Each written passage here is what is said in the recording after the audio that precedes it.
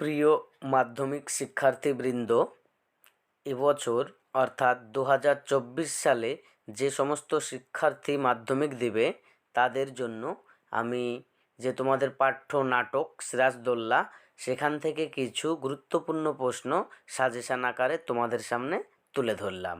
এসো তাহলে প্রশ্নগুলি দেখে নিই। 1. সিরাজদৌল্লা নাট্যাংশটি অবলম্বনে সিরাজ চরিত্রটি বৈশিষ্ট্য আলোচনা করো। অর্থাৎ সিরাজদৌল্লা চরিত্রটি আলোচনা করতে হবে। 2. আমার এই অক্ষমতার জন্য তোমরা আমাকে ক্ষমা করো। কে কার উদ্দেশ্যে এই কথাটি বলেন? অক্ষমতাটি কি তা বর্ণনা করো। অথবা প্রশ্নটি ঘুরিয়ে দিলে এইভাবে দিতে পারে, তোমাদের কাছে আমি লজ্জিত। তোমাদের বলতে কাদের কথা বলা হয়েছে?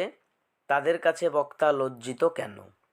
3 নম্বর প্রশ্ন, কিন্তু ভদ্রতার অযোগ্য তোমরা, কাকে উদ্দেশ্য করে এ কথাটি বলা হয়েছে?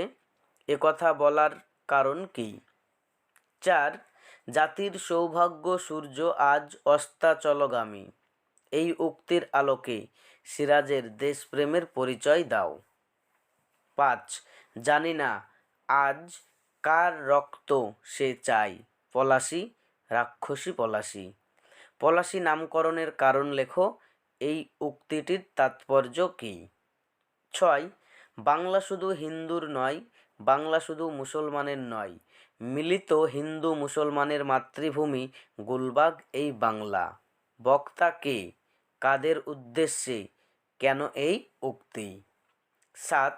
ওখানে কি দেখছো মূর্খ? বিবেকের দিকে চেয়ে দেখো। উক্তিটির বক্তাকে, তার চরিত্র আলোচনা করো। এই কয়েকটি প্রশ্ন নাট্যাংশ থেকে দেখে গেলেই আশা করি তোমরা এবছর কমন পেয়ে যাবে। পরবর্তী ভিডিওগুলি পেতে চ্যানেলটি সাবস্ক্রাইব করে পাশে থাকা বেল আইকনটি অন করে রাখো।